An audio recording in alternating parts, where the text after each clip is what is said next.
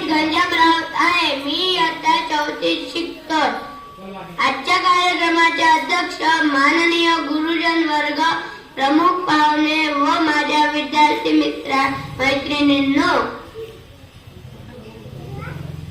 आज 26 नोव्हेंबर म्हणजे भारतीय संविधान दिन. अंधारच होता नशिबी ज्यांच्या, त्यांना प्रकाशाचे दान दिलं. तुमचे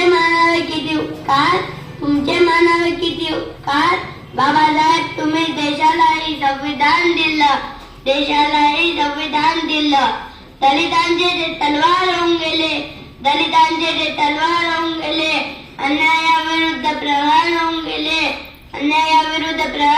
गेले. होते ते गरीबत आणि या जगाच्या कोहिनूर होऊन गेले. होय, अरे या मूर्खांना अजून कळत नाही. वर्गाच्या बाहेर बसून सुद्धा त्यांनी या भारताचे संविधान लिहून गेले. होय मित्रांनो, ज्या बाबासाहेबांना या देशात शिकण्यासाठी पुस्तक दिले जात नव्हते, त्याच बाबासाहेबांनी एक असे पुस्तक लिहिले की त्याच पुस्तकावर भारत देश चालतो, ते म्हणजे भारतीय संविधान. 26 नोव्हेंबर म्हणजे भारतीय इतिहासातील सोनेरी दिवस. याच दिवशी जो समाज जातीयतेच्या विळख्यात अडकलेला होता, गुलामगिरीच्या अंधकारात कितपत पडलेला होता, तो समाज अस्पृश्य म्हणून हिणवला जात होता. त्या समाजातील एक अस्पृश्य व्यक्ती भारतीय राज्यघटनेचा शिल्पकार ठरला. 2 वर्षे 11 महिने 18 दिवस रक्ताचे पाणी करून, रात्रीचे दिवस करून भारतीय राज्यघटना याने आपल्या भारत देशाचे स्वाधीन केले. भारतीय संविधानाद्वारे सर्वांना समान हक्क मिळवून दिला. भारतीय संविधानाने मतदानाचा, स्त्री पुरुष समानतेचा आणि भाषण स्वातंत्र्याचा अधिकार दिला. भारतीय संविधान हे जगातील सर्वात मोठे संविधान आहे. 26 नोव्हेंबर 1949 मध्ये भारतीय राज्यघटना तयार करण्यात आली आणि 26 जानेवारी 1950 मध्ये लागू करण्यात आली.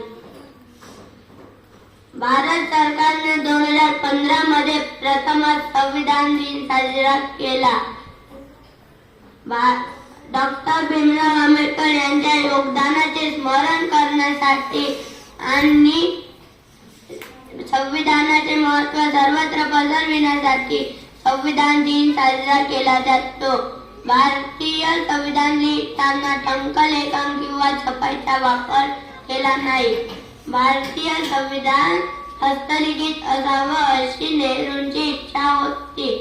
बिहारी नारायण राय यांना कॅलिग्राफीची कला अवगत असल्याने याची जबाबदारी त्यांना देण्यात आली.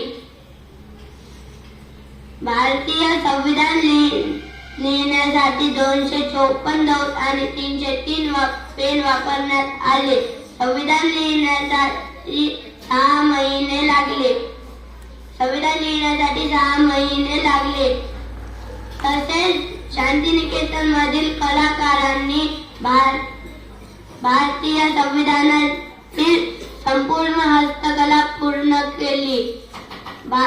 भारतीय संविधानाची मूळ प्रत संसदेच्या वाचनालयातील हिलियम भरलेल्या बॉक्स मध्ये ठेवली आहे. संविधानाची मोठी शक्ती दे आम्हा अभिव्यक्ती. धन्यवाद.